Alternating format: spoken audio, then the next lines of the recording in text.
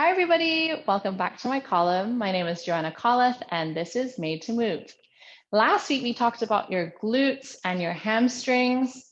And today, we're going to continue that conversation by taking what we learned last week and putting it on to this week with some bridging or pelvic curls. So you're going to be lying on your back. Your feet are parallel, so that means they're hip width apart. Heels are directly underneath your hip joints. And you're in a neutral pelvis. So what that means is your tailbone is long, your natural curve of your spine is present, but we're not overly arching it, right? So for everybody, it's gonna look different.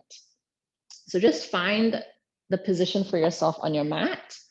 And we're gonna have our hands next to our sides. We're gonna start with some pelvic tilts that we did last week, and we're gonna bring them up into our bridge. So my heels are directly underneath. My shoulders are nice and open, and I'm in my neutral pelvis. Inhale. We're going to exhale, just tilt the pelvis up and release. Exhale. We're going to pause this time. Inhale. Open the chest, open the rib cage. Exhale. Lengthen the spine. So we're exhaling. Inhaling to pause. Exhale to lengthen out. And then we're going to add that on to our pelvic curl. So inhale, pause, exhale, start to tilt your pelvis, press your heels into the floor, mobilize your spine, find that nice long line. Inhale, pause. Exhale, melt the upper spine, middle spine, low spine until you go back into your neutral pelvis. And again, we inhale. Exhale, find that tilt of your pelvis. You really want to find as much flexion in the low back as possible, your lumbar spine. Keeping your knees in line with your hip joints. We don't want them to splay open like that. Pressing into your big toe as you exhale, melt the spine down. Let's do 2 more of those.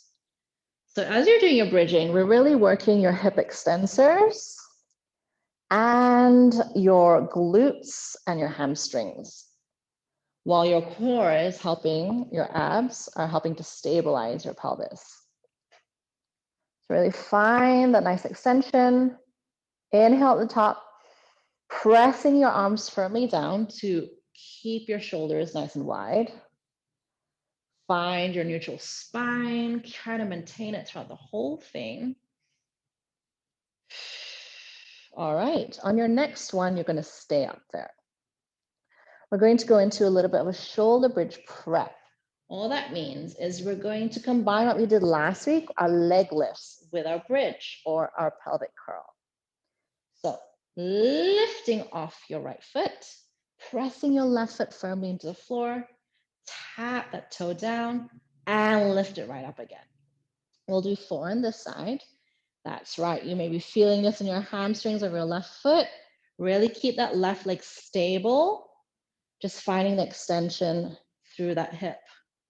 Place that foot down, roll your spine 1 vertebrae at a time to go right away to the other side. And again, inhale, prepare, exhale.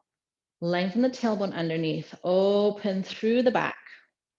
Press firmly down with that right foot on the floor as you start to float the left leg to tabletop. Tap and extend and lift. Tap the toe and bring it up. So we want to inhale down, exhale up, tighten that core. Keep your hips level. So the tendency is to drop that leg that's lifted, that hip. You want to keep it nice and strong through that leg. You can do 4 to 6. Make sure you're even on both sides. I did 4, so I'm going to place my foot down. And control, and then you're going to control and lengthen your spine as you roll down through your bridge. Okay, so that was the second thing we did. Now we're going to amp it up and go into our marches, or our leg changes with our pelvic curl. So here we go. Inhale and exhale. Imagine you have a ball in between your knees, and that's going to keep your adductors, so ADD, adductors together. Now, lift and press down into the floor and down. Lift and press down to the floor and down.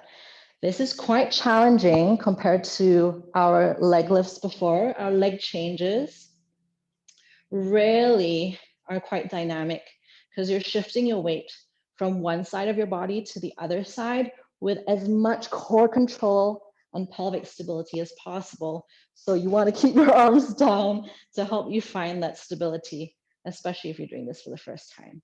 Let's do 2 more on each side. I'm already feeling this, really pressing down. No tension in your shoulders. Keep reaching your fingertips forward to the end of your mat. I think that was the last one. Let's do one more for good measure. And inhale. Exhale, melt your spine down. And you can even bring your knees in. Oop. And find your roll up. So that was our part 2 of our bridging or your hip extension series. And I hope to see you next week for more Pilates workouts on the mat. Stay safe and stay healthy. Bye.